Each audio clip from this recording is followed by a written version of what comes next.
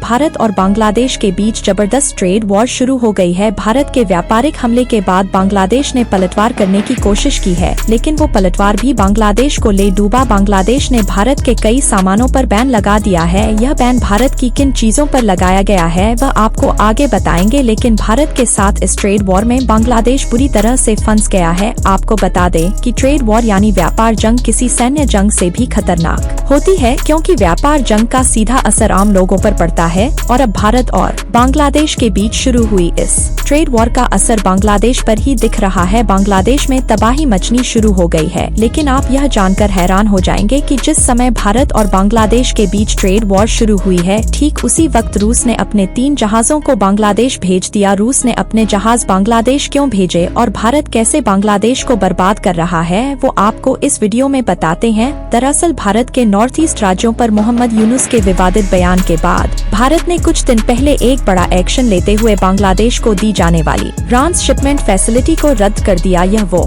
सुविधा थी जिसके तहत बांग्लादेश मुफ्त में भारत के बंदरगाहों और हवाई अड्डों का इस्तेमाल करके दुनिया को अपना सामान बेच रहा था, लेकिन भारत ने रातों रात बांग्लादेश को दी जाने वाली इस सुविधा को बंद कर दिया। असर यह हुआ कि भारत के इस फैसले ने बांग्लादेश के व्यापारियों की कमर तोड़नी शुरू कर दी। जो सामान बांग्लादेश किफायती दरों पर पूरी दुनिया को बेच रहा था, वो सारा सामान ट्रांसशिपमेंट फैसिलिटी रुकने के बाद महंगा हो गया है। इसके अलावा डोनाल्ड ट्रंप ने जो बांग्लादेश पर टैरिफ लगाए हैं, उनकी वजह से वो सामान और भी ज्यादा महंगा हो गया है, यानी बांग्लादेश का सामान अब कोई खरीदना नहीं चाह रहा। ऐसे में भारत पर पलटवार करने के लिए मोहम्मद यूनुस सरकार ने भारत के कुछ सामानों पर अब बैन लगा दिया है। बांग्लादेशी अखबारों के मुताबिक भारत से आने वाले सूत के धागे, दूध पाउडर, तंबाकू, अखबार के कागज समेत कई तरह के कागजों पर बांग्लादेश ने बैन लगा दिया। बताया जा रहा है कि इसके अलावा कुछ और सामान भी है जिसे बांग्लादेश अब भारत से इंपोर्ट नहीं करेगा। लेकिन जिस वक्त मोहम्मद यूनुस सरकार ने भारत के प्रोडक्ट्स पर बैन लगाया, ठीक उसी समय रूस के 3 सैन्य जहाज बांग्लादेश के चिटगोंग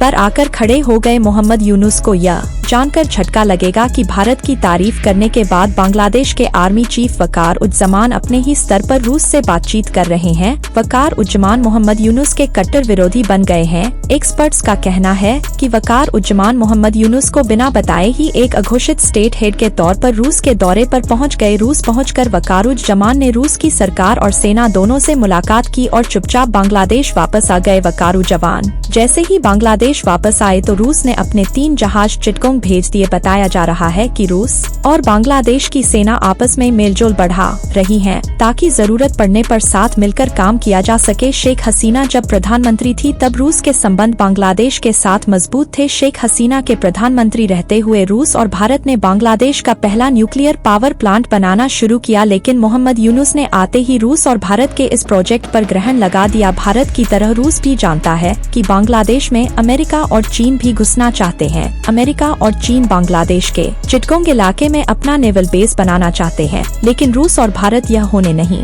देंगे। इसीलिए रूस ने बड़ा संदेश देते हुए चिटगोंग में ही अपने जहाजों को भेज दिया। तो पूरी कहानी का मतलब यह है कि भारत ने बांग्लादेश को आर्थिक तौर पर तोड़ना तो शुरू कर ही दिया है, लेकिन अब भारत और भारत का मित्र देश रूस भी बांग्लादेश को घेर रहा